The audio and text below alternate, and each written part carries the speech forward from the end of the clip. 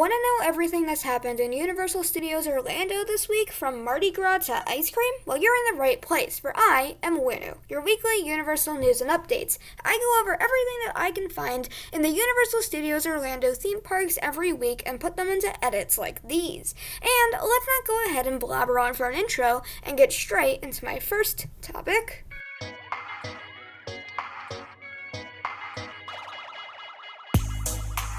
Construction, where some crazy stuff for the VelociCoaster has happened. Starting this week off, the bypass bridge from Jurassic Park to the Lost Continent opened on Saturday and then quickly closed. This was for the spring break crowds. However, there was amazing views of the track from this, as you can see here, and I might have grabbed more than one of these, as you can see from basically the montage that you're seeing of all these pictures, but this coaster looks amazing. Like I talked about in previous episodes, how you just go in and look around you and there'll be track everywhere, and this is just exactly what I was thinking of. I think this looks awesome. But that's not it. Because of this, construction walls near the entrance were also removed for the bypass bridge to be able to come through. This didn't really give us anything crazy, except it did give us some pretty good entrance views of the VelociCoaster, which in turn showed us this sign. We didn't get to see it at nighttime, so there weren't any flame effects or anything that were visible. However, we can only hope that we'll see something like that in the nearby future. Next, we have some testing. The coaster tested over the bridge on Sunday, giving us a close-up view of the end of the ride. If you think I was excited for seeing just the bypass bridge open in the first place, this is just insane. I think this ride looks amazing, and you might just be able to tell from my enthusiasm here that I'm a bit excited for this ride. Next, what seemed to be some lighting tests were happening at the entrance of the VelociCoaster. Things as small being tested like this is just amazing, as it means that we're getting closer and closer to the opening date, so I'm super excited. Raptor sound effects were also played on the coaster, which you can hear here.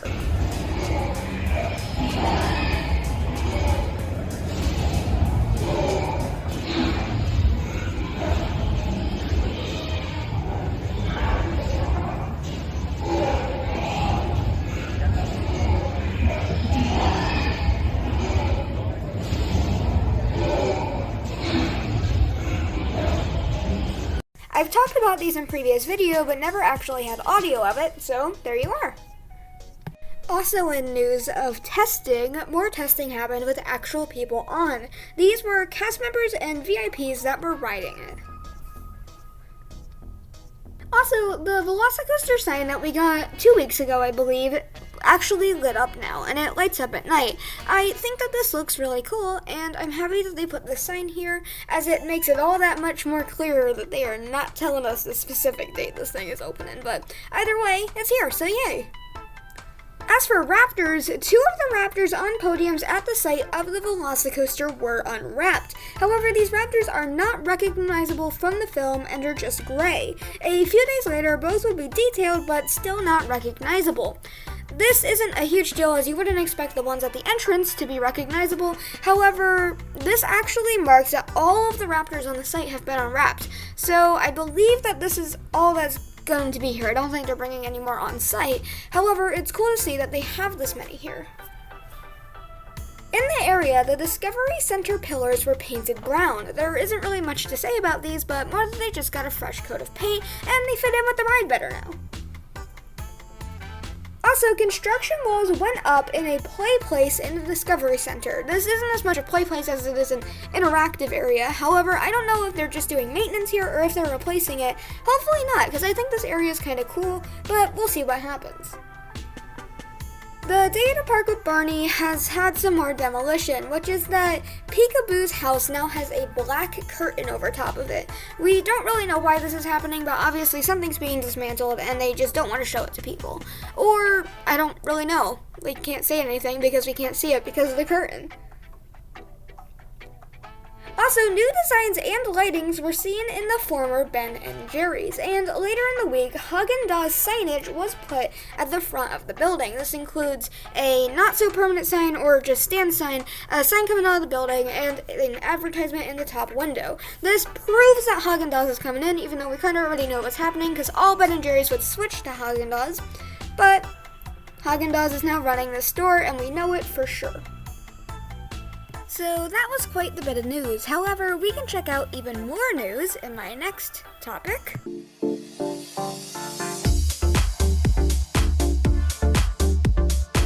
General news, a topic that this week is kind of all over the place.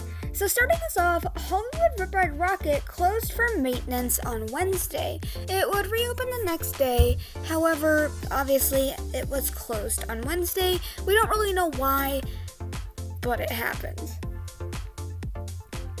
Also, Universal prepped for a busy weekend on Thursday by putting up crowd-containing barriers and signs. This also had to go with extra queues and everything around the park, so obviously they were preparing for spring break.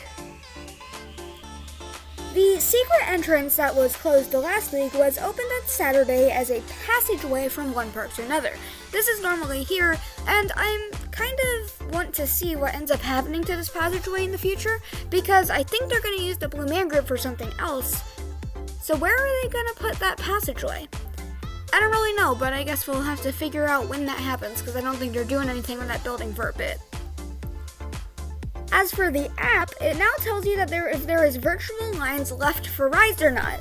Now, if you don't use the app, this probably wouldn't make that much sense to you, but this is actually very helpful, because if you want to get on a ride, you have to go individually into each one, and there could be scenarios where you could completely miss out on a virtual pass for another ride because you were stuck trying to get one for one ride that you couldn't. So this is quite a helpful feature that Universal added. Also, the themed broomsticks patio reopened to help with spring break crowds. Now, this gives us amazing views of the VelociCoaster. However, I don't think we really have to worry about those views anymore because we have the bypass bridge. And I think both of these are going to be closing at the same time, so it's not like we're going to have one and not the other. And finally, pre-spring break, a lot of expanded queues appeared in prep for crowds. Now, I only said that this was happening when I was originally talking about this crowd prep, but they're doing this all over the park, and it makes a ton of sense. There is a ton of people in the parks for spring break, and it never hit capacity, surprisingly, but yeah, that happened.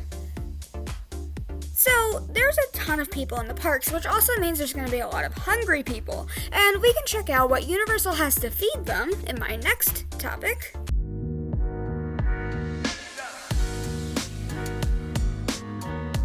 Food and restaurants, where if you have a sweet tooth, this is really the topic for you. Starting us off, new Jurassic candy came out, being blue raspberry cotton candy, sour berry belts Raptor treats, sour gummy sharks Raptor treats, and rock crystal candy, along with Jurassic Park gummy dinos.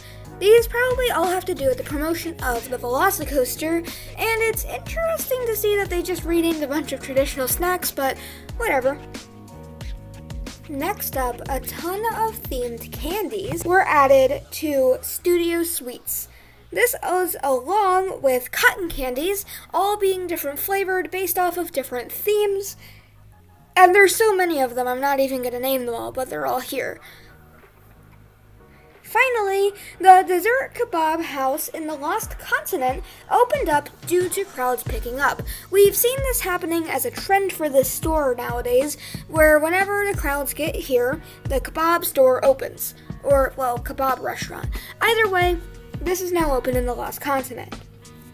So that was all about food. However, we can see an event that's all about food in my next topic.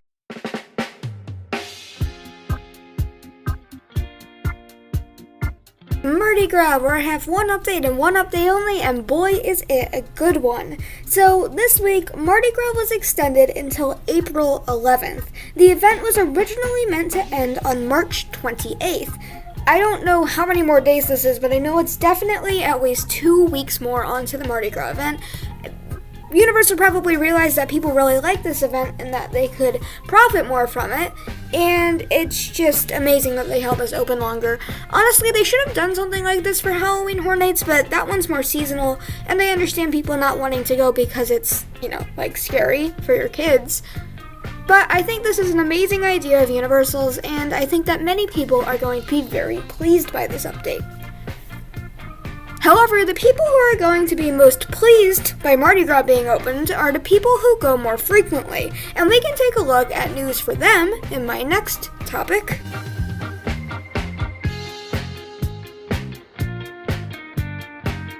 Universal Orlando annual pass holder news. So we actually only have one update in this topic, much like Mardi Gras. However, this one's not as big. This week, April's button was released, and it lists the flavors, or a few flavors, of Bertie Blott's Every Flavor Beans. This is from Harry Potter, if you don't already know, and realistically you should know because Harry Potter is amazing, but not talking about that, this is the new UOAP button. So that's a button that you can get for free. However, not everything in Universal is free, and we can go ahead and take a look at all that is new that is not free in my next topic.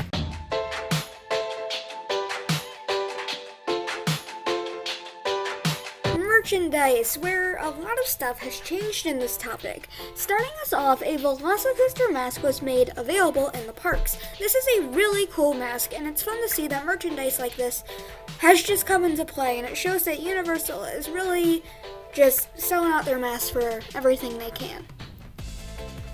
Next off, Mardi Gras merchandise went on sale, so you could get a festival tee and a Mardi Gras mask for $30. Now, this isn't some crazy deal, as you can see straight on the sign that the total value is $35. However, saving $5 at Universal can be a bit of a difference if you're trying to go cheaper or not. Next off, a new VelociCoaster phone case is available in the U-Design machines. These are machines that allow you to make your own phone cases, and a design for the VelociCoaster, as you can see here, has been added to it. Also, a Hello Kitty Fast and the Furious travel mug is now available. A bunch of these Hello Kitty merchandise items were being put in that are parodies of different movies, so this just continues that line.